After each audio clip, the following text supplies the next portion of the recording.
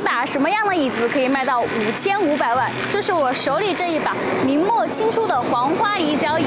刚好我们的一位粉丝老大哥啊，他几个月前就委托我们，让我们给他做一把这样的椅子。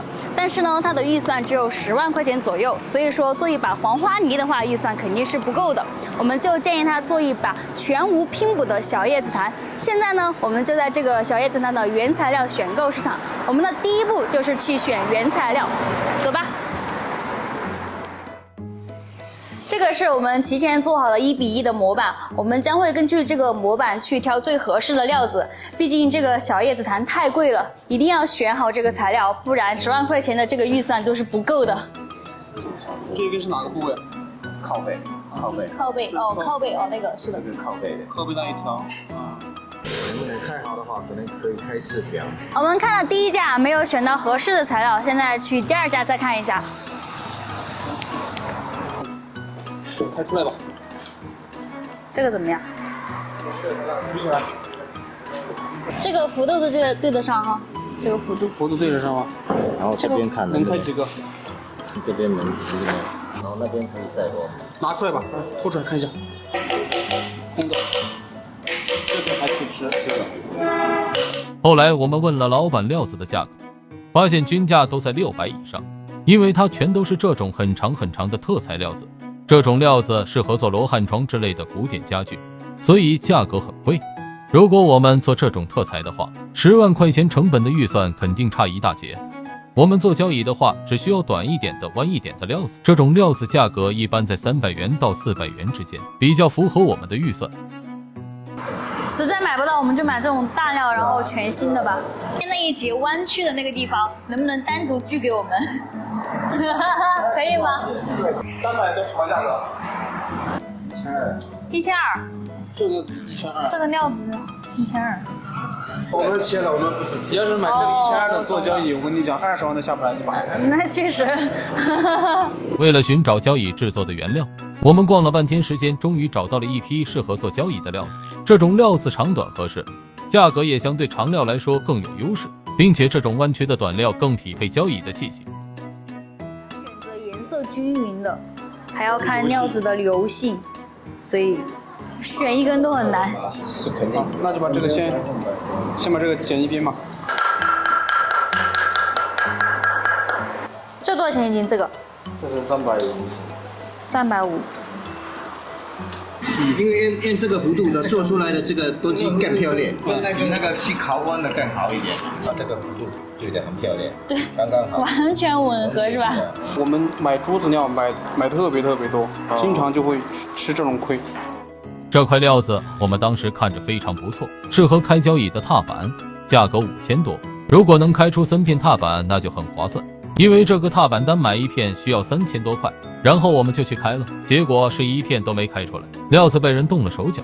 没办法，开料就是这样子，存在太多不确定因素，我们也已经习惯了这种情况。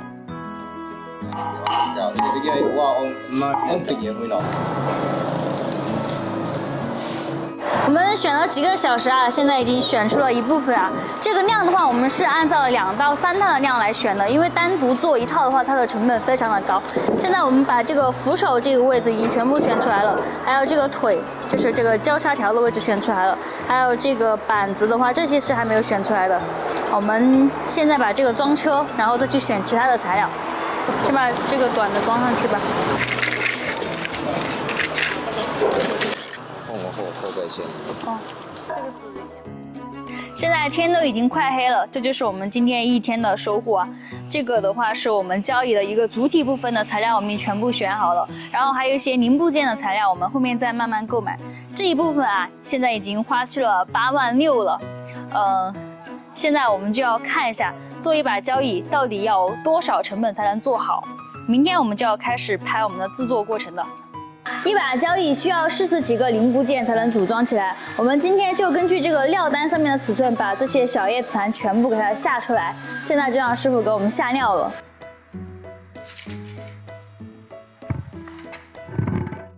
交椅看似简单的一个物件，制作起来却颇有几分讲究。从我们传统文化来讲，应该多注重其器型的韵味。明代交椅以造型优美流畅而著称，它的乙醛曲线弧度柔和自如，俗称月牙扶手。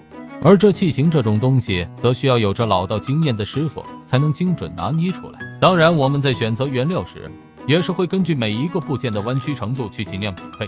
不做人工弯折，更能体验出交椅的优雅韵味。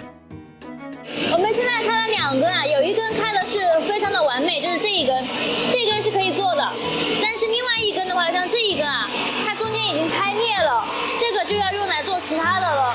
所以说，做一个无拼补的小叶紫檀，成本真的是非常的高，里面的具体情况都是要开出来之后才知道。同样，这个也是开裂的，也是要只能做其他的，能用的地方特别少。